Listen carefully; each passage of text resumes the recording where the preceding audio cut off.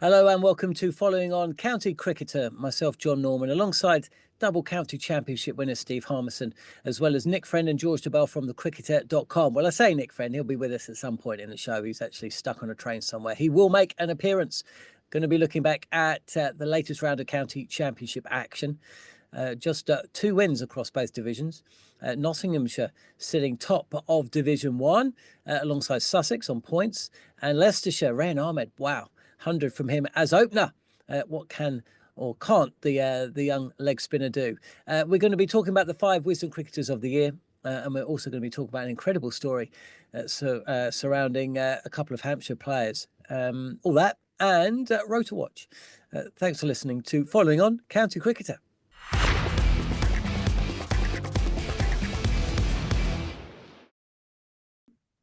Okay, guys, great to see you. George Dobell from The Cricketer. We're expecting Nick Friend to pop by. He'll get one of those cheers that you used to get when you used to arrive at the pub 2 pints in. One of my mates used to time his arrival for exactly that moment, so he'd get a cheer every time he arrived at the pub. And Harmy, I'm sure there's plenty of jokes about drinking and cheers, but I won't mention them. Harmy is watching his son play. I've met a lot of people who used to turn up. I used to either leave when they've had 2 pints and it was somebody who was about to be their turn. Oh, really? Does that sound like any of your mates? No, no, it doesn't sound like any of my mates.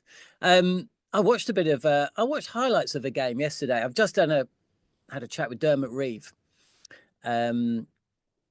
Fascinating interview, and it will go out on the YouTube channel as well as the Following On podcast feed. And one of the test matches that he commentated on was the 2004 test match at Lord's, Harmy. So I was watching, how old were you then? Yeah, New Zealand. Or the West Indies. That'd have been 25. 25? Yeah, it was great. It was I've eaten him. It was, but there was Brendan McCullum was opening the bat. Was it? No, he wasn't opening the batting. I don't think. Did he not make Basman's debut did he not make his debut at Henley one before? Maybe, but it was very early, Baz. He scored some runs in the second innings. Richardson scored a century. For just over 100, yeah. That's right.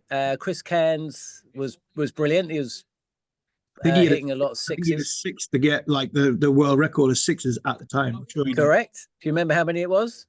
90-something, 91, 92? No, not quite as many, 85. And Nathan Astle was there. You got Jacob Oram out on the morning of day 3 or something. Jacob Oram, who we enjoyed commentating with, didn't we, in New Zealand a couple of years ago. And I suppose that was kind of at the start of what became 2005 Ashes and all that. It was, very entertaining stuff. But we're not here to talk about that. We're here to talk about county cricket.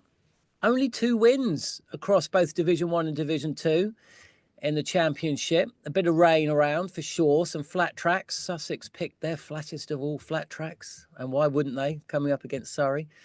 Gave them a bit of a scare, but that was a draw. But let's start with Essex. Rested Sam Cook.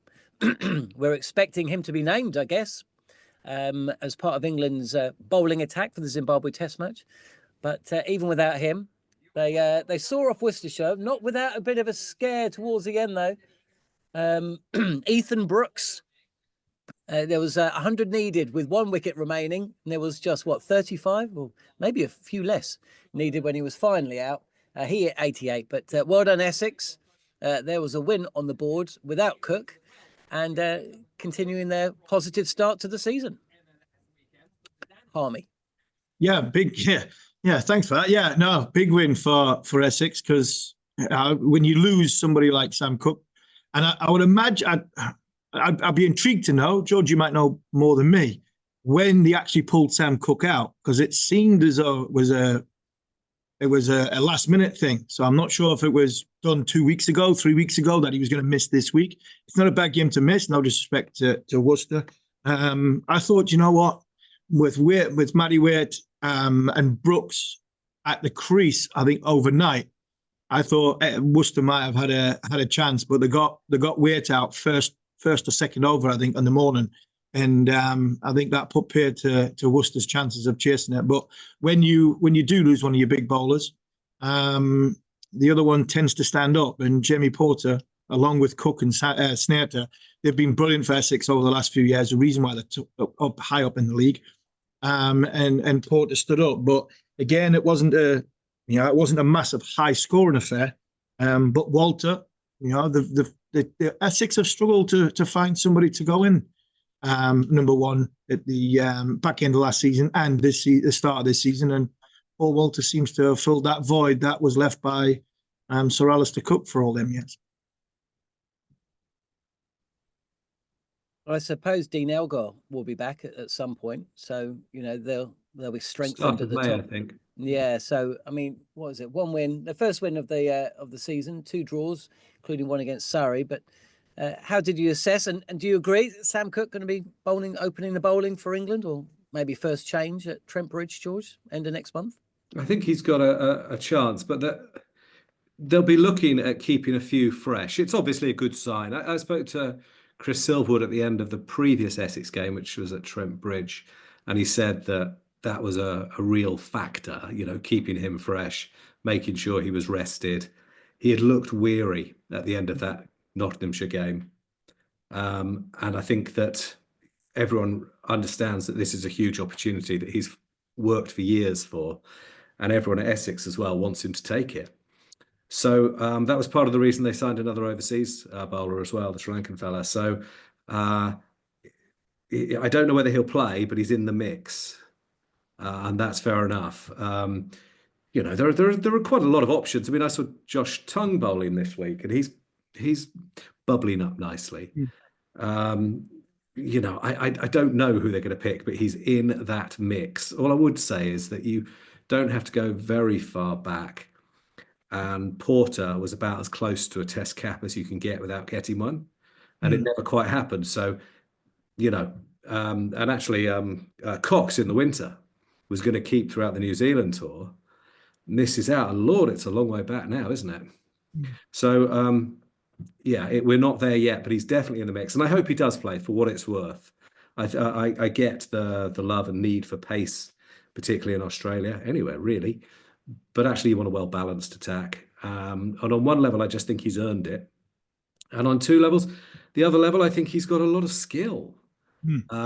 But, let's be honest, the lack of pace is an issue.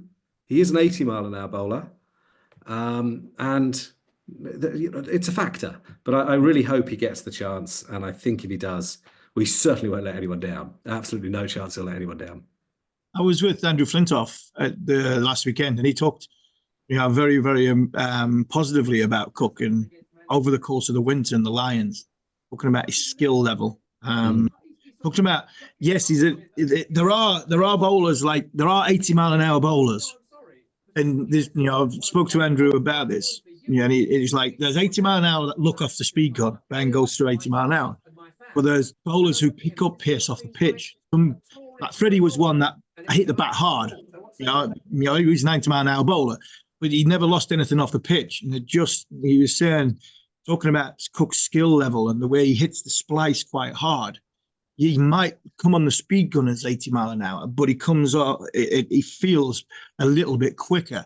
And I think that's what surprised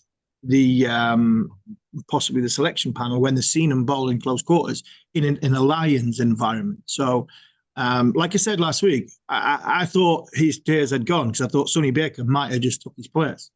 I'm looking down, and you're right, George. You look at the players that England have got picked from, the likes of Wokes and Tongue, and they've been looking at Pennington, obviously Cook. I'm trying to think of Atkinson bowled a lot of overs this week, nearly 40 overs. Well, so if Atkinson's fit, he's going to play though now, isn't he? Yeah, of course he is. He's in the mix. So he should, and so does Cass, right? And Cass does as well. The one that I'm intrigued by is Potts. I mean, I look at what Potts has done so far, and I know he's a bit of a, and I know he's a thoroughbred, and I know he's very durable as Pottsy, and he's a very strong boy. But he bowled 35 overs in the first game. He bowled 30 overs in the second game. Bowled 50 this week. So if you're taking Sam Cook, who is a seasonal campaigner, out of last week, and resting him thinking first Test match, am I looking too much into this and thinking, well, England selectors are going for Zimbabwe? You know what Pottsy can do? Do we really need to pick him? And I would wonder if they're leaving him with Durham. I'm just putting 2 and 2 together and possibly getting 10 as I normally do. But I look at the amount of overs that Potts has bowled so far. I'm thinking maybe England aren't looking in for Zimbabwe, thinking we know what he can do. Are they doing that? We'll maybe do that with Wokes. And possibly you might see a very inexperienced England bowling attack of the likes of Atkinson. And in fairness, Gus has played a year's cricket. But he's still an experienced Atkinson, Cook, Tongue, along that lines, rather than going with, more probably you'd look at the India if it was the India first test. And do you play a spinner? Just on Wokes, I don't know. I think he's got a bit to prove in terms of his fitness, not in terms of his skill or anything. He's just started bowling again in the nets, just doing that sort of thing. Warwickshire hope he'll play that game in Leeds on, I think starts on May the 2nd, which is a great one to watch, by the way. You've got Root and Brooke and various other people returning for Warwickshire. They're overseas players, Bo Webster and Latham, hopefully. Wokes is aiming for that, but, it's not guaranteed that he'll be ready. We're a lot of miles in those legs now. We're quite a lot closer to the end, the beginning of the Chris Wokes story, incredible story that it's been. So I don't think that it can be guaranteed that he'll be there. So that's possibly as well. George, you need rovers. Wokes is a bowler that I think needs 2030 to get in. He's not like Mark Wood. You can rock up tomorrow after 4 months out and go, wow, there you go.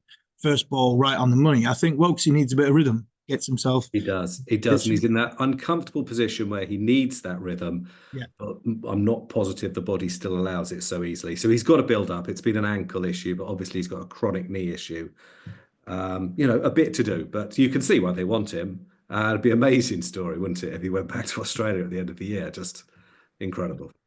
It would. We're going to talk about Durham and Yorkshire. They played an interesting game. And we're going to take a look at all the other games. Warwickshire.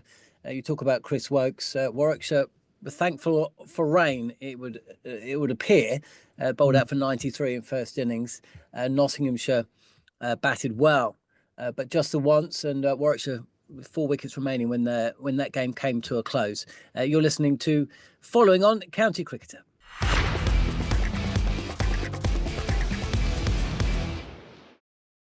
Listening to Following On County Cricketer with myself, Jon Norman. Still waiting for Nick Friend from the Cricketer to arrive. His train is delayed. George Dobell is here ahead of him jumping on the train himself to get down to London for the Wisden dinner. Oh, that's a point. We need to talk about the 5 Wisden cricket. Well, we need to talk about 2 of the 5 Wisden cricketers, possibly, and Steve Harmison as well. I promised that we'd talk about Durham as we were doing with Matthew Potts. They played Yorkshire. Yorkshire put a decent score on the board, and then Durham went at them, didn't they? Alex Lees with a century, Amelia Gay shrugging off that pair on was it debut? I think he played at the back end of last season, didn't he? But certainly first game of the summer, putting the frighteners up Yorkshire a little bit. And after those 2 defeats, I suppose, Harmy, that's kind of what you wanted to see. It was, but I don't know. I don't know what. Be interesting to listen to see what Ryan Campbell said honestly about it, because you've got Alex Lees 172, Emilio Gay at number 3 or number 4 152. With extras you're getting close to 350 runs there,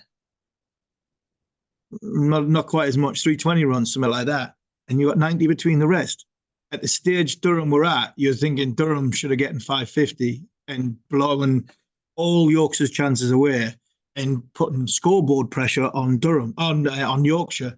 And as it stood, there were 120 in front, and that was it. So I think Durham will be disappointed with a little bit of weather around, missed opportunity to not say win the game, but put them in a better position to win the game, and say to Yorkshire, you're going to have to get over 200 to make us bat again, and that from a scoreboard pressure is huge. So when one of your players gets 172 and another one gets 150, you should be getting 500 plus, and then you put the opposition under pressure to bowl them out twice. And I don't think Yorkshire were really were in any trouble there. Besto, it was good to see Johnny get runs. I bumped into 1 or 2 of the Yorkshire lads before the game, and bumped into Anthony McGrath, and Mags was saying they've played some good cricket so far. They just can't sort of play that consistent, to be that consistent level, and This week they'll be happy they scored nearly 600 runs. But again, another non-win for Durham when they've been in a decent position. They'll be disappointing for Lees and McGrath, for Lees and Campbell. Nick Friend is just joined us. He's battling with his technology. He's got that face on at the moment. He can't hear us. He really does, doesn't he? He doesn't look happy. He looks like NASA just after that famous LBW decision, doesn't he? I'm very sorry. I was trying to listen to you through headphones that I hadn't plugged in. Apologies. Sorry, I'm late. I'm going to blame 3 different train lines. Well, you can. Where were you this weekend? I was actually in the Moroccan desert until. Of course you were. But you'll like this. This is a surprise for Mum. Did she listen to the show last week, or did you have to? If they were surprised, if they listened, they feigned surprise very well. But you'll like this because it's very on brand. I landed belatedly yesterday morning at about 4 a.m. and I was at Lord's at 9 for hands up. Sorry, just quick poll. Is anybody surprised by that? Well, would you honestly? Would you expect absolutely nothing else? I thought I had to commit to the bit. What would be more surprising, Nick's parents listening to this show, or Nick not attending Lord's after arriving back in the country at 4 a.m? You don't need to answer. It's obviously we would be more surprised if you didn't go to the cricket game. What did you learn at Lord's, Nick? Oh God, I learned that coffee can only do so much, particularly during a 2-hour delay for what was allegedly bad light and then allegedly rain. But obviously, with it being cricket in England, no one told you anything. I think at one point they were going to restart at 4:25, and then at 4:25 they all went outside in their whites, and then turned back around and went inside, and then no one said anything until 5:25 when everyone did come out. And typically the nicest weather of the day was at 6 p.m, so they played the game. I felt like I'd sat through. I really do love county cricket, but I did spend a lot of yesterday wondering why I was there. I was very tired. Not the only one. I was very tired. Not jet lag. There's no time difference. But I was very tired, and I'd gone kind of because I was like, oh, I'll take 5 wickets and win by an innings, and Glamorgan going to lose by an innings, and I'll be home by at the end. It'll be over by 12. I could say I've been there. And then there was a lot of defiance, and they got 60 odd ahead, and then it rained at something, and then I think I left the ground at like 7:30. But that was good. It was good to be there. I was glad. How are you all? Good. Yeah, we're good. Very good. When you say about coffee can only do so much, I've been looking after my 8-year-old granddaughter today. I took her to the Warwickshire Media Day this morning, good as gold, but and they were lovely to her, by the way. Izzy Wong, just incredibly nice and kind to her. Showed her around the dressing room, just brilliant. Wore her sunglasses. Anyway, I made the mistake of giving her her first cappuccino. So when you say, what can coffee do? Oh my Christ. It was manic. So I then took her, I had to have a haircut, and I took her with me to that as well. She's a lucky girl. She's getting a quality fun time. And could have make a joke and said, did she cut it? Well, she was telling the poor fella what he was doing wrong. And then she said, well, he is pretty ugly, isn't he? And anyway, she was just the power of coffee. She changed from this wonderful, shy, lovely, sweet-natured girl to a monster. So the power, never do that again. Well, I'm glad that you finally found out that 8-year-old children and caffeine doesn't mix, George. I'd never have done it to my own. So well done. So well done with that. Middlesex did win, though, Nick. They did. So yeah. Sorry, you want to know about the cricket? You were there when Middlesex won. They won. I mean, it shouldn't have. As I wrote yesterday, it shouldn't have taken 3 weeks to win. Really, they were 2 wickets short beating Lancs in the first game, and they failed to defend 310 in the 4th innings against Kent. So there is a world where they've won 3 from 3, I suppose. I thought they played. I saw a day of it, but I'm ashamed to say that I followed more than I should have done from a part of the world where cricket is non-existent, and Wi-Fi was also not great. But no, I followed all 4 days of what was going on around the circuit, and Middlesex were very good, and they've got a team of working parts. You know, their top six is probably one of the strong ones you'd see in many a Division 2 year, I reckon. And about to get stronger with Kane Williamson arriving next month as well.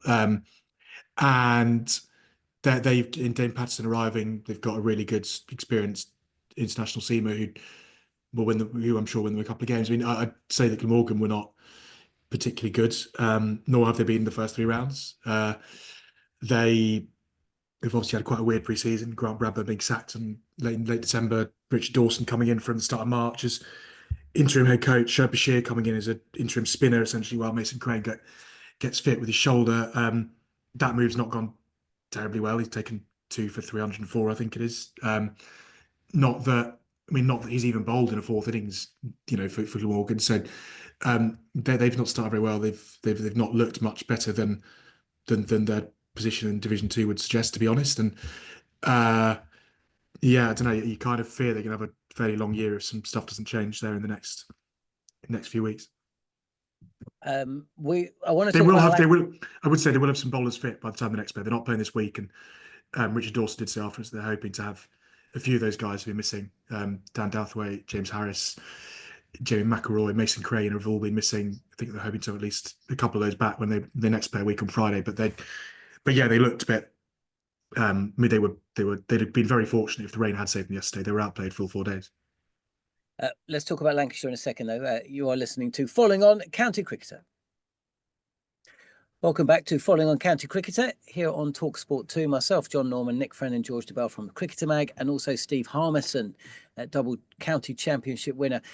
We were talking last week, weren't we, and possibly the week before, about Lancashire. And once again, they struggled this week. And I think was it rain that saved them again? Do you think, Harmy? How do you assess how they're going?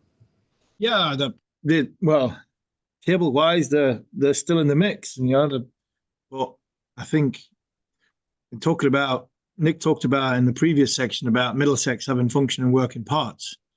I'm not sure Lancashire have got theirs working. I think you look at their attack, and Turner got 2 wickets, Mahmood got 2 wickets, Hartley got 2 wickets. They're international bowlers. They've played international cricket in the last 12 months.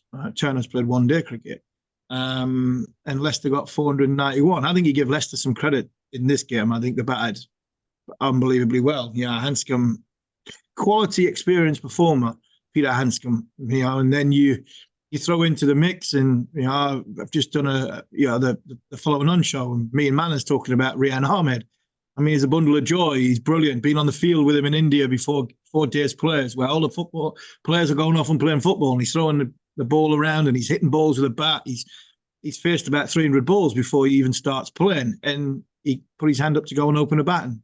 77 last week, 100 this week. So as much as Lancashire are struggling, I think they come up against a good team this week, and I think Leicester look as though they've got 3 or 4 decent bowlers. They've got a top 6 that function well. I'm not sure Lancashire's do. Hurst got a little run. Bahanan got some runs in the second innings. I think if it wasn't for Harris, Lancashire might have lost a couple of games. So I think there's still to be done better from a Lancashire point of view. But take nothing away from Leicester in this game. Yeah, Leicester are top of the league in Division 2. And I think over the first 3 weeks, barring Kent winning, obviously, the games that they've won, and I think Leicester have started well. So give Leicester some credit, and not the sort of misfortunes that is going on at Old Trafford at this minute in time, because their bowling attack probably doesn't suit the surface that they're playing on, even though they had Mahmood this week and Turner. I'm not sure Turner's bowling as quickly as he did to get in the England side, and it's Saqib's first game back. So, yeah, they're a little bit of a slow burn, a work in progress. So Leicester will be tough to beat as well, because they do they do literally pick. I mean, I think Chris Wright wasn't playing this round. They have all rounders from 7 to 11. They don't really have there's no tail about them. They've got Ian Holland, who kind of does all the jobs wherever he plays, and they'd like Tom Scriven batting 11, but Ben Mike at 10, who has batted at 6 and 7, and Ben Green, who was at 9. I think he's done similar at Somerset. Like they're very, as Harmy says, like not workmanlike, but you can see why they're doing well, and under Peter Hanscom with Sharma soon to arrive as well. Like they might take a bit of moving away from that sort of top 3, top 4. Which is great credit to Alphonso Thomas and James Taylor, because they've obviously not always been at the top end of Division 2, to put it mildly. George, Rehan Ahmed is one of those cricketers that just attracts headlines. It's, there's a lot of desire to see him succeed. There was a little bit of, I don't know, I was a little bit mystified, the way that England didn't use him. At the start of the India series, before the Champions Trophy, 5 T20s and 3 ODIs, and he didn't play in a single game. And before that series, Brendan McCullum, in his first outing as white ball coach, said that every single player will be used. He wasn't used. It seems like England aren't sure how to use him, and in one weird way, I find him scoring these runs and then never really bowling. It's almost confusing the matter even more. Would you agree? I wouldn't think that in most cases that we were thinking about, how old is he, 21? 21-year-old or so, whatever he is, player in England terms. And actually, I think he just needs to play cricket and just ignore him, really, in terms of England selection for a bit. I mean, if it happens, great, but he was picked very, very early, and it maybe puts a bit of pressure on him, and the expectations of a young leg spinner clearly have to be tempered. But he's only doing himself the power of good, isn't he? Going in and making runs. There's been quite a lot of talk, and actually right now he's delivering. So that's all fine and good, and long may that continue, and worry about England another time. I don't see him as a particularly viable England selection for this summer in red ball cricket. Whether you would want to look at him in white ball cricket, I don't know. But before he's talked about his batting a lot, but I've just shown glimpses. But to actually do it, a couple of games in a row, maybe 2.5 games in a row now, that's really encouraging. But let's leave it there, don't you think? Yeah, perfect. Responsibility as well, going in first. Yeah, but we've always seen him, haven't we, George, in the international scene as he's like a cat and hot tail roof. He's a bit of a slogger. Just go in. He's been given a free rein, free spirit.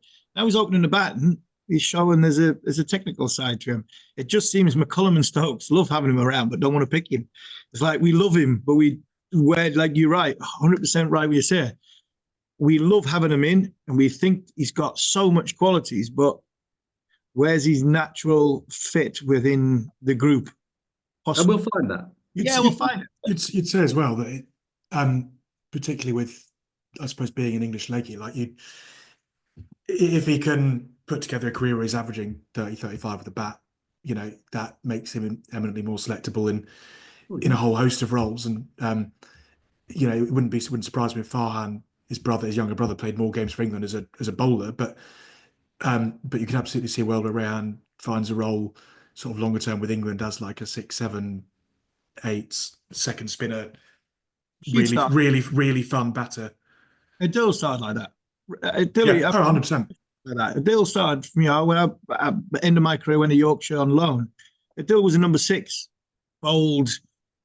He was a frontline bowler. Yes, I think Adil at the same age, his bowling was probably more further down the line than what Rehan is.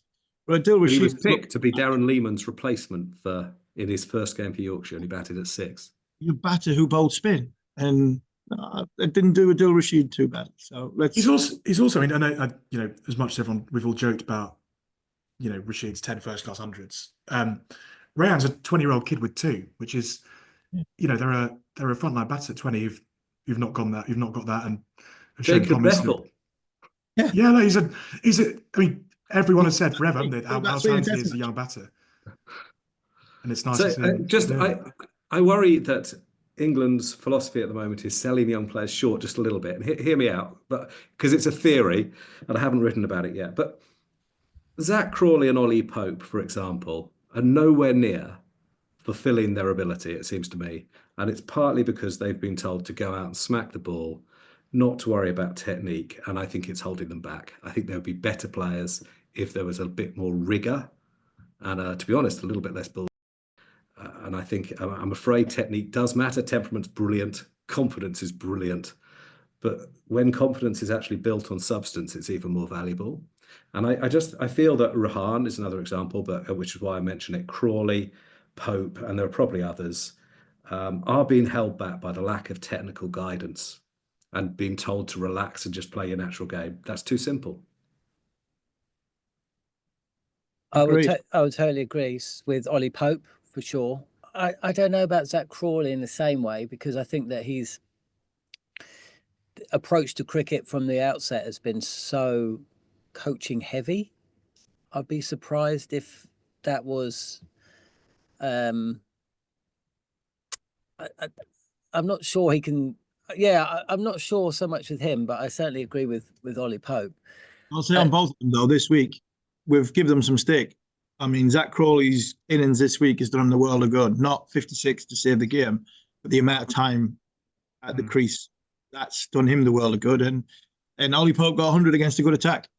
I mean, that's a good attack, that Sussex attack. So, you know, last week we talked about their place and the vulnerabilities that they have. They come and put a performance in this week for their. They're very talented, though. I don't think anyone would dispute the level of ability. Yeah, it's a question of but you want to go from the sort of Ramprakash Hick level of ability to Root Brook performance. Crawley is a fascinating case, isn't he? Because unlike Ollie Pope is a bit more in that bracket, the Hick Ramprakash one, because he's got the first class numbers that are sort of not dissimilar in terms of the hundreds he scored, the numbers he churns out in county cricket. And Crawley's test average is by and large his first class average, and his first class average is by and large from a case study about 130 odd games. I don't think necessarily that there is, I don't know. I think the correlation is slightly different between Pope and where he's at and where he could be at versus Crawley, who I think has always been streaky going back to I think forever, really. I mean, if you look at I think his first class record would back that up, if that makes sense. It predates. Yeah, I think that's a fair comment. Yeah. That was Ollie Pope's first county championship century away from the Oval in 8 years. I'm not sure Ollie Pope's runs or stats in county championship cricket quite tell the story of him as a player. But I do agree. I do agree with what George was saying inherently. That was one flat track as well. I mean, that was pitch number 13, the flattest of all Sussex tracks. You can see why they utilised it. It was also a pitch where Dan Lawrence went at a runner ball century. There were centuries in the Sussex innings. That was one flat track. If you're going to hit century, it's on that track. So I'm not sure it quite. It's great for Pope to score runs. He needed it. Yes, still not sure though. Not sure. We're approaching the end of this section. We'll talk about Nottinghamshire, top of the table on points with Sussex. We need to talk about Sussex as well. You're listening to Following On County Cricketer.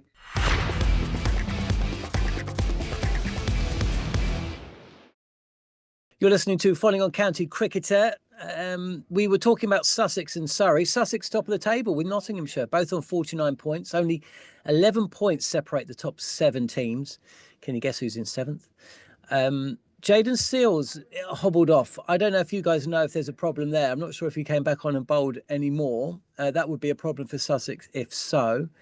But once again, they won a good toss. But, 3 games in, I don't think many of us would be pipping them to win the title. But Paul Farbrace did say at the start of the season, they're in the county championship to compete at the top, not just battle relegation at the bottom. And they've kind of done what it said on the tin, which is kind of his style, isn't it? But I thought they played well again. And fascinating little subplot at the top of the innings. Dan Hughes against Dan Worrell, I thought was quite interesting.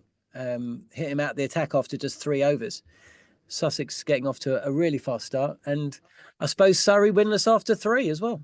Nick, any thoughts? Only that Sussex have broadly done what I thought they'd do. Really, they're very well run by Paul Farbrace. They know what they're doing with their overseas players. They've got, you mentioned Seals there. Like he's not due to be here for that much longer anyway. And they kind of know who replaces him. And they got Daniel Hughes in for the season. And obviously Hughes last year did a bit of the season, and Pujara did a bit of it. But Hughes is doing the whole year. He came very highly recommended through. I think it was Trevor Bayliss and Brad Haddin, and obviously who Farby knows from his time with England under Trevor, and they are just well put together. And John Simpson, that deal's gone far better, I think, than anyone would have hoped for. Their end are probably far worse than the Middlesex probably looked at when he went away. I certainly don't think they thought he'd averaged 80 odd in first class cricket over the next year and a half.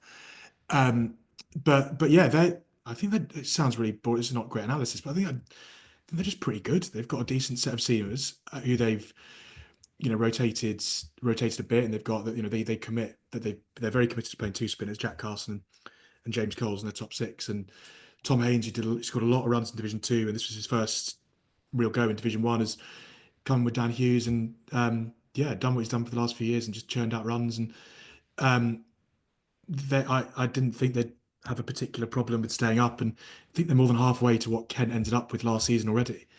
Can they win it? Can they win it? We've got two good enough spinners to win. It's not. I just made a noise of like, and I think they probably can, because they probably can. Because I think what the first 3 weeks has shown is that no one's necessarily going to run away with it, and actually, everyone's taking points off each other, which is, I don't know if the reason they played on that pitch was the reason that we might see more and more teams play Surrey on that kind of pitch and try and, get them on a flat one and put a big score on the board, and I guess try and take advantage of the fact that Surrey don't have that specialist spinner, for one thing, or whether that was just the way it was. I mean, Hove can be flat, and April can also be flat all over the country. And there were 7 draws out of 9 last week, weren't there? So it's not just there, but they'll be hard to beat. So, and as we saw last week when Sean Hunt came in for Ollie Robinson, who, you look at that on paper and think that was a big loss ahead of playing Somerset at home, but Hunt came into 9 for 1 in the game. So they've got a lot of. I think what they've done the last few years is remarkable, because a couple of years ago when they were very youth heavy and losing a lot of games, and this is before Paul Farbrace came in, I don't think anyone would have seen the upturn they've had in the couple of years since. But yeah, I guess there's no reason why they can't, because they've also got that momentum of having won Div 2 last year, not being used to losing. Without doing the maths, I don't know, I can't remember how many games they lost last year, but they can't have lost more than 1 or 2 under John Simpson at all.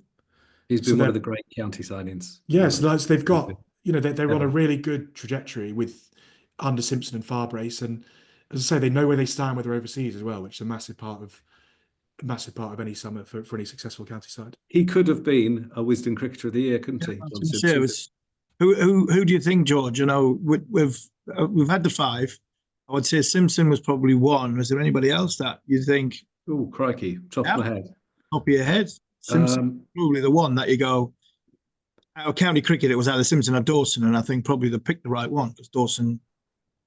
Yeah, well, I'm definitely not arguing against Dawson. Absolutely.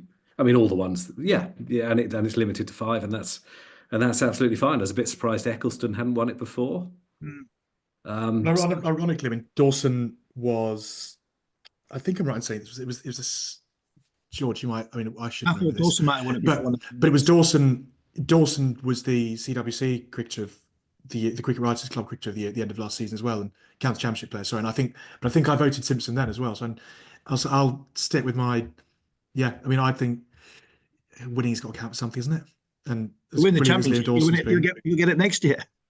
Well, yeah, and they're both. They're both mature players, and they're players that England should. I'm not saying they should necessarily look at those two, but they certainly, again, they wouldn't let them down. So sometimes we go so young that we miss the rounded talent right in front of our eyes, and players like Dawson and Simpson, they really know what they're doing. Jordan Clark. Yeah. Well, last season, he did brilliantly. Yeah, very good. We had to go on to Notts, because obviously we've said we were going to speak about Notts, and I say on the following on, we had Fergus O'Neill on, and he had a good week. Obviously, he got wickets in the game. He also got 50, and he was talked about, and he's always going to say it because he, thinking about Notts winning the championship. He said Notts have got a great chance of winning the championship, and it was interesting why he said it. He said if these wickets are going to stay as flat as they are, Notts have got, if everybody stays fit, Notts have got power to take 20 wickets on any given surface. And when you look at that attack, and if they can keep the balance of the attack strong with Tongue and Pellington and Houghton, and they've got the spin options they've got as well. Notts have got a very, very, very, very powerful bowling attack if they can keep them all fit. I know they've all got injury track records. My only worry about Notts is their runs. You know, they've got some talented young players who are very hitty-missy. And Hamid, I know Hassim Hamid carried his bat, 138 not out. But Notts, they get on a roll. They've got bowlers that can take 20 wickets, and that wins you. They're the ones that win you the championship, the bowlers. Conor McKay was a very clever signing because for precisely that, I don't think they'll see much of Josh Tongue past mid-May.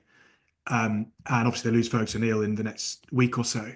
I don't know. I think they'll have Josh Tongue. I don't think I think Josh Tongue is. If he plays 2 test matches this summer, I think Josh Tongue will be lucky to play 2 test matches this summer. I think Josh Tongue is. I don't know. I think they really like him. I didn't have Atkinson in my first 11, and he's above him. I think they. Bear in mind they've lost 2 or 3 already for the summer in Stone, Woods. Josh Hull's not played yet in the championship. He's only played in the second team.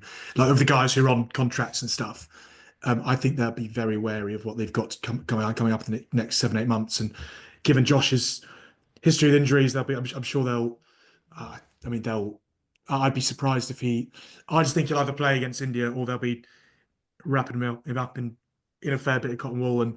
But yeah, I think McKerr's a really good signing for that because actually he is tall and not slow and yeah, like he probably gives them that extra, I suppose, sort of tall, quick that a lot of other counties won't have when they're missing their first choice. I saw Tongue this weekend. You know, in the first innings, the 2 opening bowlers shared 5 wickets each, and he finished wicketless. But he really played his part, and I do think he's gone up a level. He's nasty, you know, particularly when he was bowling to Sam Hain. Terrific sort of test quality cricket, really. He went up a level. He's up 88.8, I think, might have been his quickest ball. He hit Hain on the shoulder, and he bowls nasty deliveries. You know, he angles it in and then just holds it up a bit. You feel you've got to play it, and he gets it to jump off just back of the legs. But he did lose pace as the game went on. I think he does need to play a bit more. You know, if he plays for England, he can't drop pace spell by spell. And that's, you would expect this. You know, he's just coming back, really. There's a lot to like about Josh Tongue. And I agree with Harmy, a lot to like about that attack. I think Ferguson O'Neill only has 1 more game, but Mohamed Abbas comes in pretty similar, really. Not as good a batter, but Ferguson O'Neill's a really interesting one. Could he play for Australia? Not many 75, 77 miles an hour seamers play for Australia. Be interesting. I suspect he won't. And because of that, he's going to struggle with work permits. But that is such a good overseas signing. You know, that other counties will be looking at with some envy. And absolutely, the rain saved Warwickshire. Notts were good value to win that. It's the second time I've seen them play this summer. And they are absolutely contenders, I think, for the championship this year. And I'm not sure I agree about the batting, you know. I mean, Hasib Hamid carried his bat, played really, really well. Joe Clark, we know, is a quality act, even though he doesn't, you know, we know he's a good player. Haynes got runs. Slater's a good player. So no, there's a lot there to like. So I think Notts could be dark horses. We're going to wrap things up. Where is everybody going to be this weekend? I'll start with you, George, before we head down to London. Oh, well, yeah. I'll see you there. Yeah, come say hello. I'm going to be talking to I've been invited to come along as a guest to the Dining Club, so I'll be there on Friday, boring people with tales. Are you addressing the Dining Club? I am going to be addressing the Dining Club. So I'm very, very privileged to have been invited along for my second appearance. Some 4 or 5 years between caps. So yeah, well, watch a bit of cricket. My dad's coming along as well. What about you, Harmy? Where are you going to be? Well, I've got another 2 days to go here at Richmond, so I'll be done by middle of this week, and then I'm going golfing Friday, Saturday, Sunday, Monday in Scotland. So that's Richmond, Yorkshire, is it? Enjoy the freezing cold of temperatures of Scotland, but I've got another 2 days left of Richmond watching Durham Academy. Yorkshire's batting really well. That cheer you just heard was a young player, very, very good young player, got 100 in this game. Very impressed by him, right-hander. Well, that cheer was actually for Nick Friend arriving. 20 minutes into the show. Nick, where are you going to be? I'm continuing my, I suspect, I reckon I'll fall short, but my attempts to see all 18 teams by the end of May, I think takes me to Gloucestershire v Leicestershire, Derbyshire v Middlesex, and potentially Notts v Sussex. Maybe something like that. It's all mapped out, but I'm still, every time I do the maths, I can't work out if I'm missing one team. What a time to be alive. Before we finish, can we quickly talk about the Keith Barker thing? Yes. Yeah. Yes, we can. Okay, because Keith Barker and Chris Wright. Very quick. Okay, Keith Barker and Chris Wright both host a podcast talking about fast bowling. They've both, in the last year or so, received bans for drug taking. They've both been so unlucky. I mean, I just urge you to read the details of their reports. We all get why there has to be a no quibble ban, but geez, Chris Wright took a supplement that he kept and was proven to be contaminated. Absolutely non-fault, 100% non-fault. He was able to prove everything as well. Keith Barker's gone to the doctor with a health condition, been prescribed something, said, "Can I take it?" And the doctor said, "Yes, you can." I mean, I guess you've got to double check. I guess you've got to be extra vigilant. But geez, that's unlucky. So I really hope there's no stain on, or no blemish, no question about their record and their integrity, because those are good pros and they have been unlucky. Yeah, they have. I read that article a couple of days ago and actually had to reread it. I think with Keith Barker, if he had asked for an exemption, he would have been given it. Yeah, that's the thing. But he didn't, because he was told he didn't need to. Yeah, by somebody who is in a position of knowing. To take responsibility. Yeah, but that is taking responsibility. I think the Chris Wright one's so interesting as well, because what you said there, George, like, it shows how professional he is that he kept a sample, and actually keeping the sample, did prevent. I think I'm right in saying a far longer ban, didn't it? But never actually played again, would he? He'd got a 2 year. But that's such. It's the irony of it. It's like, it shows how professional he is that you'd keep a sample of something that you were taking as a one-off. And but I mean, to your point about stains on careers, I get the sense that they've been so sort of clearly reported in how unfortunate and kind of shafted they've been, that you wouldn't think that. I just think the only irony is that they host this podcast together, isn't it? That's the yeah, it is. I hope not, because headlines obviously can be reductive. Can I just, the headlines maybe aren't very kind, they I don't think they've done anything wrong morally. They've not done a thing wrong. Can I just say one other thing as well, which makes it even more incredible, is it's not like Keith Barker went to his doctor and asked, because you'd think to yourself, well, maybe a doctor wouldn't know the rules that surround, what drugs could be taken when playing professional sport. If I went to my GP, I wouldn't necessarily expect my GP to know that, but it was actually his club's doctor. Yeah. So I'm not sure. We'll get them on. Either sign a TUE and say you can take it, and then you've got an exemption, or that it's not on the list and he's fine to take it. And I know you're right what you're saying there, George. I mean, about the appeal process, or a process of, just putting the evidence on the table, and it's black and white. You feel so sorry for them, especially if they're in their 20s, early 20s. That's the other thing, isn't it? You get their careers back. This is a year out of their careers who are on their 30s, mid to late 30s. I mean, coming back from that, you feel for the two lads, and hopefully they do have another year or two left in them. I hope so. That's a cheery way to finish the show. We'll be back with plenty more laughs. Surrey are seventh in the league. What are you cheerful about? Unbeaten, 100% record. Yeah. Guys, thanks for your time. We'll do it again next week. Thanks for listening or watching. Following on County Cricketer.